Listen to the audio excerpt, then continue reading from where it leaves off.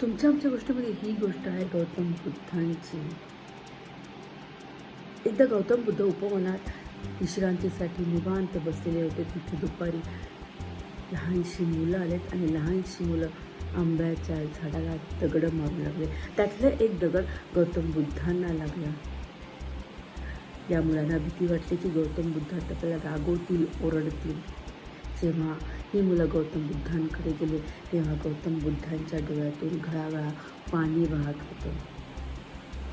जेव्हा या मुलांनी गौतम बुद्धांना विचारलं की तुम्ही का रडताय, तेव्हा गौतम बुद्ध शांतपणे म्हणाले की तुम्ही आंब्याच्या झाडाला दगड मारल्यावर तुम्हाला आंबा हा मिळतो, पण तो दगड मला लागला, मी तुम्हाला काहीच देऊ शकत नाही, त्याच्यामुळे माझ्या डोळ्यातून पाणी येत आहे.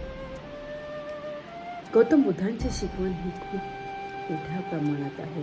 गौतम बुद्धांची खूप सारे शिष्य आहेत. गौतम बुद्धांची खूप मोठं काम आहे.